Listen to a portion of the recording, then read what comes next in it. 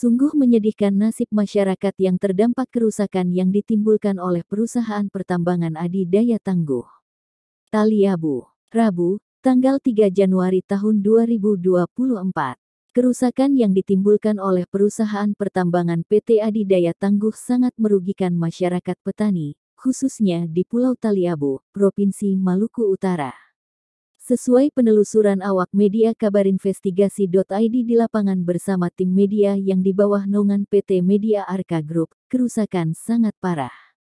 Banyak perkebunan masyarakat yang ada di beberapa desa seperti Desa Tolong, Desa Todoli, Desa Natang Kuning, Desa Ufung, Desa Tikong dan desa-desa lainnya, semua tanaman masyarakat di pinggiran sungai, hampir semua mati dan tanaman yang tersisa beberapa tanaman yang masih hidup, tetapi tanaman tersebut tidak produktif lagi. Menurut penyampaian dari beberapa masyarakat yang namanya enggan disebutkan mengatakan, tadinya kita panen coklat yang bisa menghasilkan beberapa ton, namun sekarang tidak lagi. Tanaman tahunan berupa cengkeh, pala dan kelapa banyak yang mati dan sebagian tidak bisa diharapkan lagi.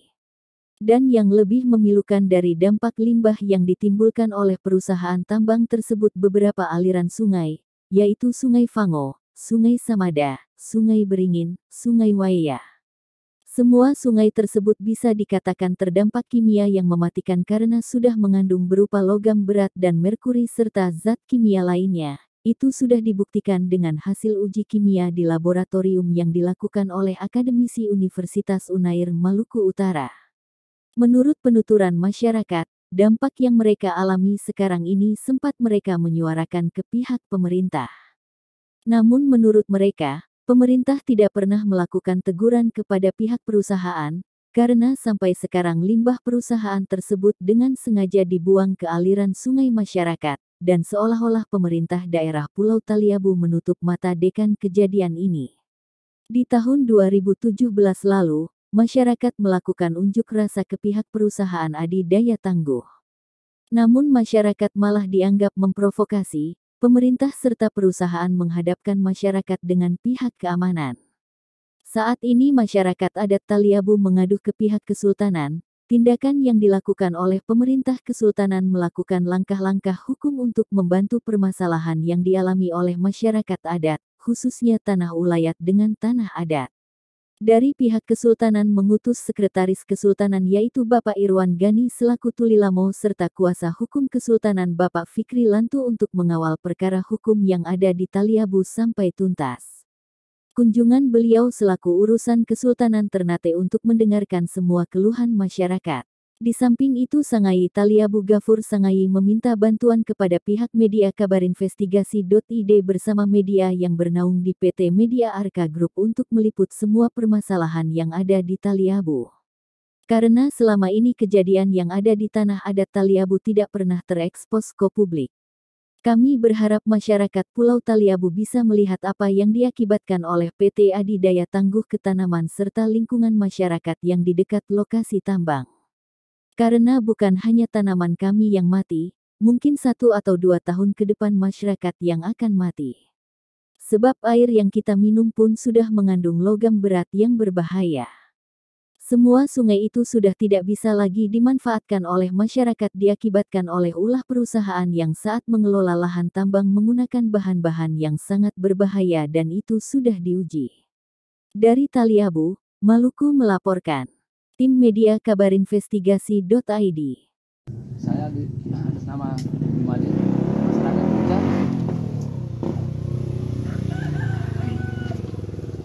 yang alhamdulillah pada tiba pertama awal kedatangan saya dari Buton, berdomisili di Taliabu sekarang, yang dari tahun 2014, Desa Nunca. Saya sudah berdomisili di sini sebagai masyarakat Nunca dari tahun 2014 ya, bulan 9. Saya selaku ex tambang juga Pak. Sampai saya itu Pak dari 2006 akhir saya jejaki perusahaan ini ADT. Dari ada berapa owner di dalam sini sampai ada 3 Pak owner Pak. SJU itu dengan BNI Pak. Nah, yang bergerak sampai sekarang. sampai saya berturut-turut 3 kali Pak melakukan pekerjaan di dalam ini.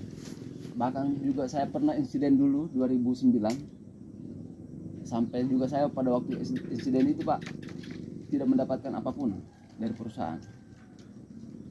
Nah, dulu waktu dia punya pimpinan kita itu Pak Arif, selaku dia punya personal ya. Nah, dan di perusahaan ini Pak, dia itu yang dikatakan CSR itu ada, dan itu tugas-tugasnya kita tahu semua. Tapi namun Pak, diabaikan Pak masyarakat Taliabu ini Pak. Saya sayang Pak. 2008 itu Pak, sampai ada kita punya lagu ini atas nama Almin. Kita pernah sampaikan, ada di Tolong sana. Kasihan kita punya keluarga ini, anak-anak ini yang di Pangu itu Pak.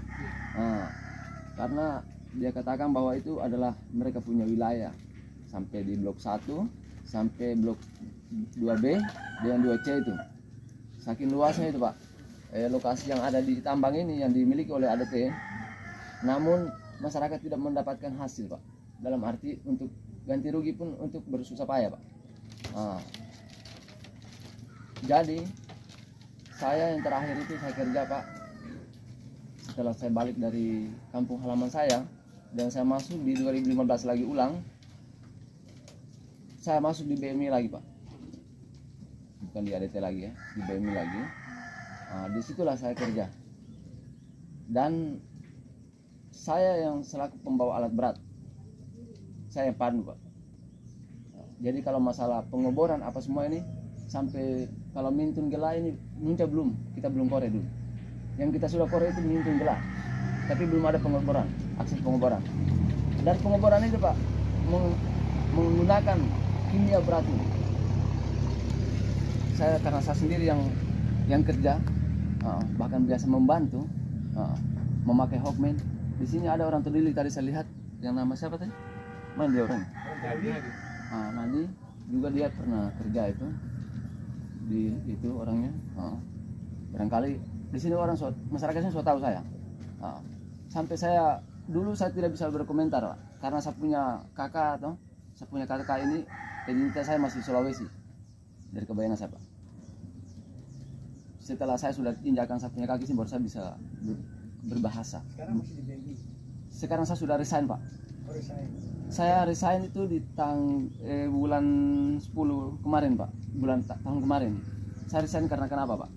Karena kita punya skill Pak, dengan gaji tidak sesuai, banyak sekali melanggar Pak perusahaan ini yang ada Pak.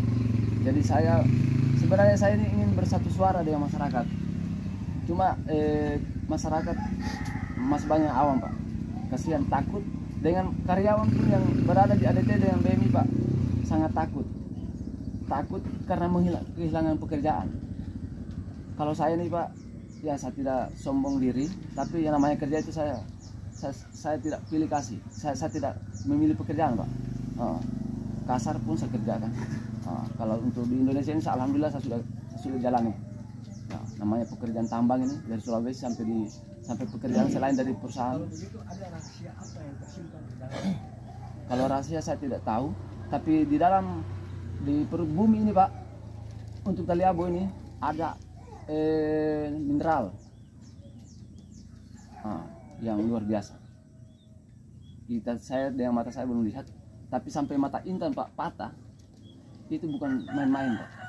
2 kali mata Intan patah. Sampai saya tanya Mr. Lausi sebagai selaku kepala pengeboran, dalam arti kontraktor ya, sampai dia kasih tahu saya, dia kan bisa berbahasa Indonesia sedikit gitu. Saya tanya, ada apa sebenarnya yang terkandung di dalam perut bumi ini, sehingga mata Intan itu kalau cuma biji besi tidak akan patah. Intan pun juga tidak akan patah karena setara dengan lebih tinggi yang dipakai. Yaitu apa? Kalau bapak-bapak supaya tahu, emas itu tidak akan mematahkan mata Intan. Di situ bahkan ada berlian. Ada juru bahasa. Kalau seperti kita ini orang yang di situ ada kode-kodenya Pak. Kalau Kurbox itu semua ada kode. Emas di sini. Jangan kau tercerai. Nah untuk itu Pak Sangaji dan Sangaji Majodo, sekembalinya saya ke sana, saya bawa ini beberapa hal ini menyangkut dengan masyarakat yang terdampak ini. Sana saya urus semua sampai tuntas. Saya akan balik kemari lagi, begitu. Karena ini amanah Pak saya, begitu. Jadi saya dan semua Bobato dan Sangaji sampai Sangaji Majodo dan semua itu bersatu dalam perjuangan ini. Dan saya akan tetap berada atas nama Kesultanan, berada di garda terdepan saudara-saudara semua. Seperti itu. Nah untuk itu pada hari ini saya sampaikan, sekembali saya ke Ternate pada hari Jumat nanti, semua yang menyangkut dengan perjalanan hal ini akan dipimpin oleh kuasa yang diberikan oleh masyarakat terdampak, khususnya kepada Sangaji dan Sangaji Majodo untuk melaksanakan amanah ini sesuai dengan tupoksinya, seperti itu. Yang ketiga saya sampaikan di sini, Kesultanan Ternate sekarang lagi menyusun beberapa program. Kalau program itu saya kasih nama itu pemakan bubur panas.